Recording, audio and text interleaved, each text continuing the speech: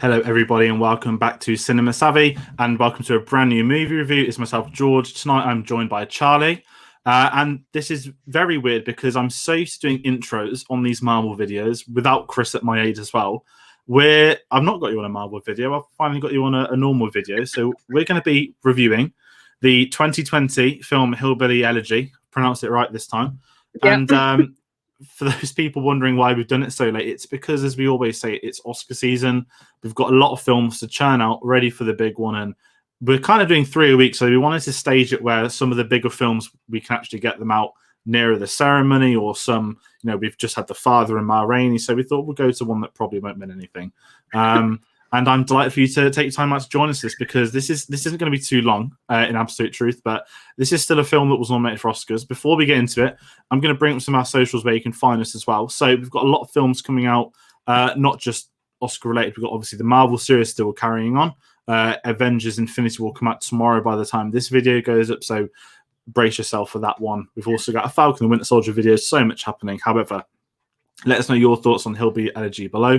It's available to watch on Netflix. So you don't have to worry about waiting for a release. That you can go watch it at home normally. It's 2 hours. It's not too long, but it feels longer. However, if you're interested in some of our other stuff, hit us up on our social medias, which is Facebook at Cinema Savvy, Twitter at cinema_savvy, letterboxd.com/Cinema Savvy, and we have a link below in the description for our Oscars predictions giveaway and our TeePublic store. And we've also got some of Charlie's socials as well, which you can find out on thefilmmagazine.com and at Funny Old World X on Twitter. Thought I'd get them out the way early this time because I'm on the social media hype. But what we'll do is normal. When we get to these films, we always mention the plot, and Hillbilly Elegy is kind of it's an adaptation of a memoir book from 2016. It's essentially based on the character of J.D. Vance, character, the real life person, J.D. Vance, and it's about him sort of going back to his hometown where he has to, according to IMDb, reflect on 3 generations of family history and his own future. I'm going to ask you straight away, that doesn't feel like the plot. It feels, it just feels like a drama, right? Yeah, I mean, it doesn't feel like a memoir. It feels like an original story that someone's written about a family that are struggling with multiple different things. I think it kind of loses its touch on focusing on the J.D. Vance character and focusing a lot more on the other stuff going on. Yeah, that's a good point. And I think it's worth saying with this as well that this is very much a character piece. It's character driven. It's not so much about spectacle, any of that stuff. And for an Oscar film, I'm going to use the old favorite catchphrase, Oscar bait. I believe the rights for this was purchased in 2016. As soon as the book came out for, I think like $3 million or something, there was as usual a big bidding war. They brought on Ron Howard to direct, which shocked me when his name popped up in the credits, and also Hans Zimmer to do the score.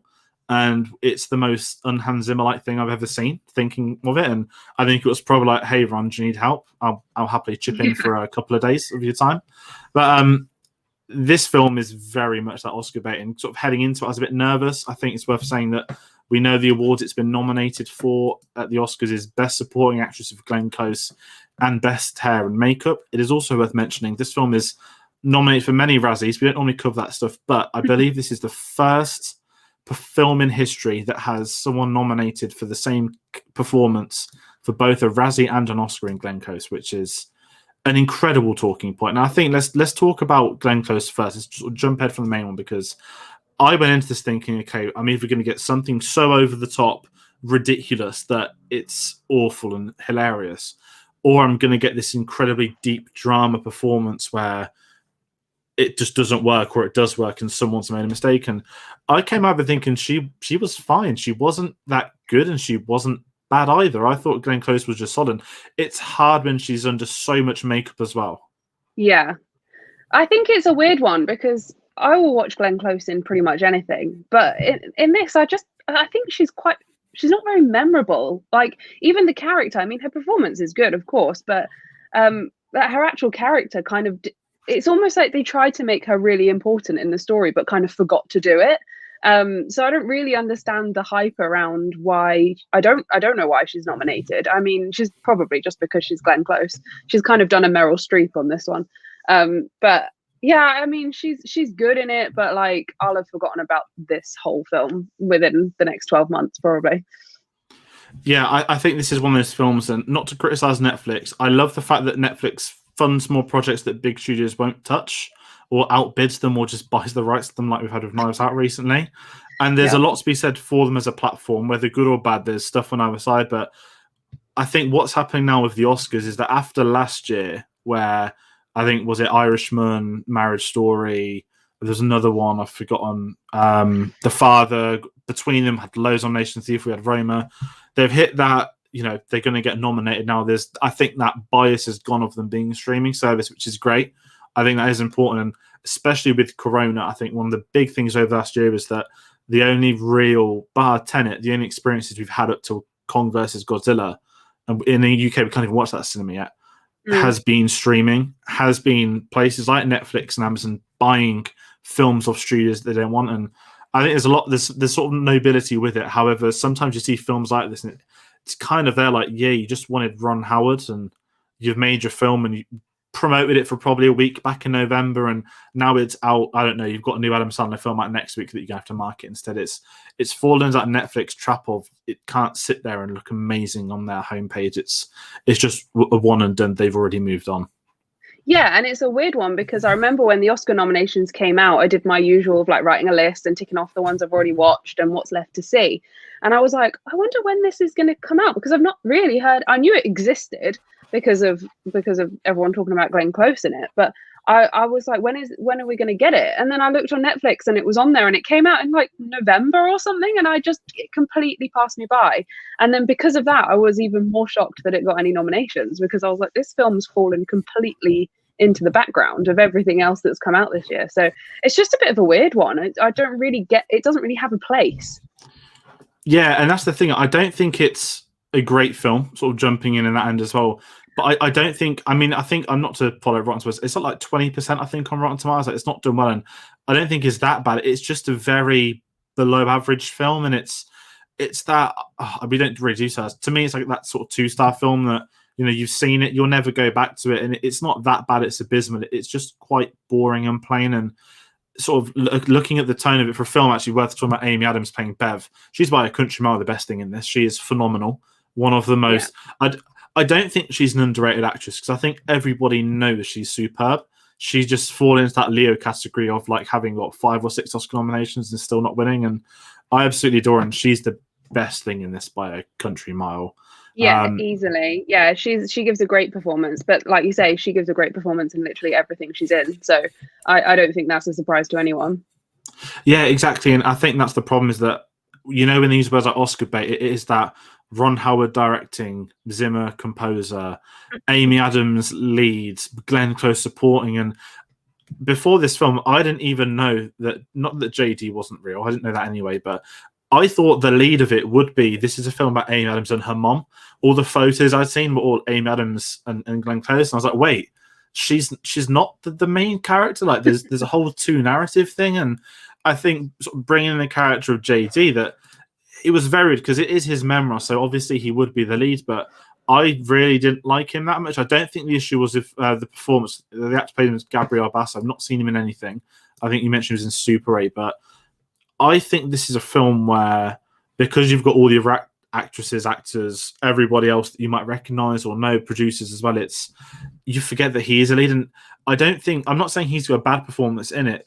It's just he's not very well written. And is that the memoir side of things that, people talk about, not to bring in Harry Potter because I know both like it, but, that's always the stereotype, that boring protagonist, that you're interested in the people around them.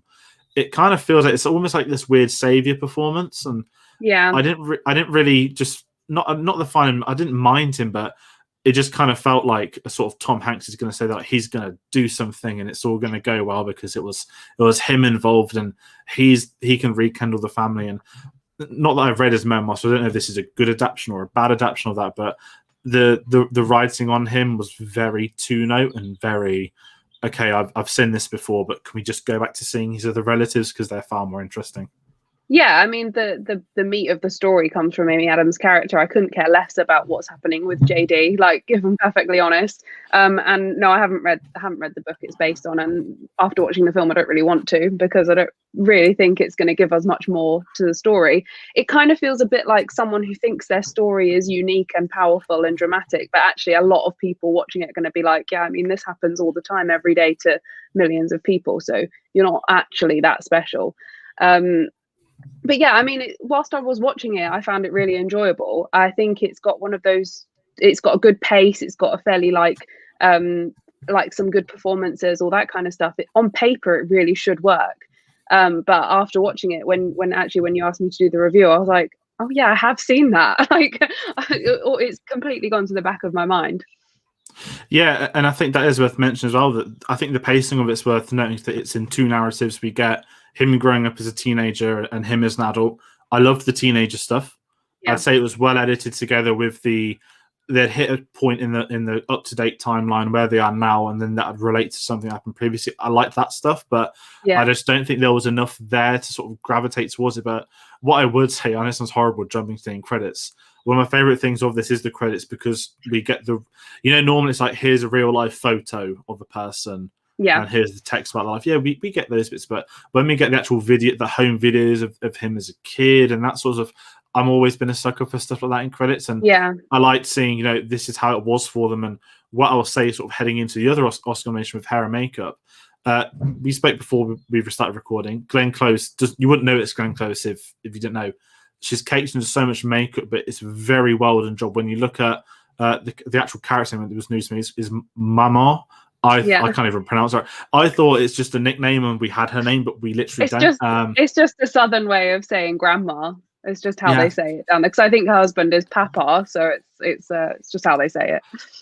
Yeah, and I really like how accurate that was in the kind. And even Amy Adams, I don't know if she was also in makeup or if she might have put on weight for it. I don't actually know that, because I think they definitely did some kind of makeup, because obviously her character ages quite dramatically as it flips between the two narratives. So the hair and makeup is brilliant, and if anything it does deserve that nomination. But I really don't think it's going to win it. Yeah, I'm the exact same with you. Just bringing up as well what it's up against. We kind of spoke before. It's out of Mank and Ma Rainey's Black Bottom in Absolute Truth. That if it won this would be like a Suicide Squad, where that film literally. That I don't know. I still don't know how that beat Star Trek. It really hurts me that Suicide Squad can be referred to as Academy Award winning Suicide Squad, because it should never have won that award.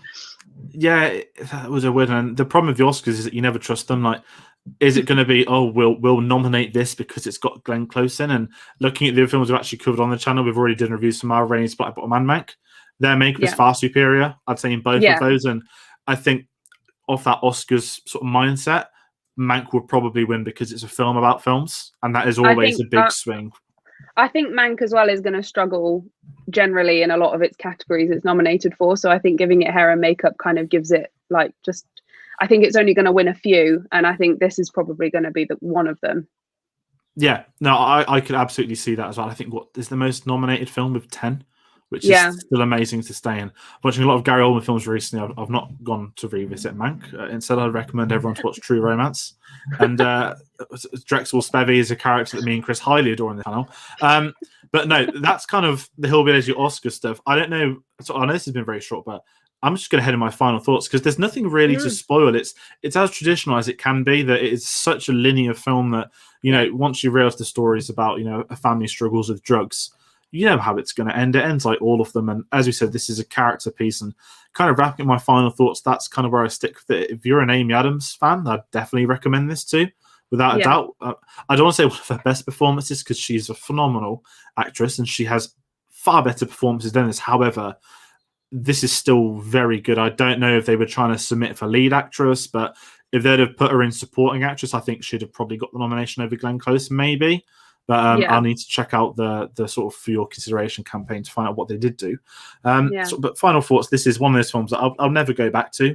Now I've seen it, I don't think it's going to have a lasting effect on me. I saw it last night. I think by Oscar Sunday, it will be so far out of my mindset that, I'll have already gone, oh yeah, of course, it got nominated. We already did do a review. So if you enjoy Ron Howard, maybe check it out. But there's also far better Ron Howard films out there. There's far better Hans Zimmer films out there as well. So if you were trying to check it out based on the names on the trailers, this isn't the film for you. But if you're bored and you've seen all the other Oscar films, only then would I recommend it to get it ticked off. And that's kind of my final thoughts. Yeah. It's just I don't know what to watch on a Sunday afternoon, so I'm gonna whack on that drama with Amy Adams in, and it's worth. I think it's worth a watch. I did enjoy it whilst I was watching it, but just don't expect it to be one that's gonna it's not gonna be anyone's favorite film. Let's put it that way. And yeah, maybe it's going to get makeup. I don't know. I don't think it will. And Glenn Close doesn't stand a chance, quite frankly. No, exactly. I'm with you that. What I will say for this one, as we said, Oscar season is very underway. We want to know your thoughts on Hillbilly Elegy. If you've watched it, many months ago and forgotten you already seen it, I'd be very curious to know if anyone had that experience. But if you have liked this video, if you like the other videos on our channel, of course, hit that like button. Do subscribe. We've got an Oscar playlist as well where you can find all of our reviews. We've got loads more Oscar films coming on the way. Next up is going to be Minari on Tuesday, which I'm very excited to finally get around to watching. So that will be pre-recorded as well, we think. There's a lot of videos happening right now. At the time watching this, I have just rewatched Avengers Endgame, which is why my eyes are very bloodshot. So no one bring it home. However, it's got teeing off that as well. Go look at our Marvel videos. The Infinity Saga retrospective. It's every Monday, Wednesday, and Saturday, and it's almost over. And I don't mean that in a nice way. It's just really sad that it's come to an end, that it's somehow been 6 weeks already or however long it started ago, and it's gone so quick. It's been wonderful to watch them. So my bias aside, check them out. We've had Charlie on loads of videos. I'm glad to have got you on a main review because I really appreciate you jumping on for this one. I said it is a bit different. And for you guys at home that want to find Charlie, go get her on her social media. So you have Writing at the Film Magazine, where she's just reviewed the Tom Hanks film. I've forgotten which one, but you can assume he saved the date at the end of it. It was, Greyhound. Yeah, go and check that review out. And there's so many great articles on there for the Oscars. So go and have a look. Definitely. So do check that out. And I want to thank everybody for watching at home. Be sure to join us on the next one, which is, of course, Infinity War coming tomorrow. Far better because it doesn't just have Thanos and it has all the Avengers. Oh, yeah. It is. Oh, yeah, that's sorry. it. No, that's fine. Like I said, people at home, we pre-record them. Normally we're live, and it's why it's been like this for the last month. So that's a great reason why the Avengers videos are finishing, because we can finally go back to doing live streams. Too many films in the back nine, and yeah. But that being said, we'll once again advertise Avengers on the Hillbilly Elegy video because it's far better. So join us tomorrow for that. Thank you all for watching, and we'll see you on the next one.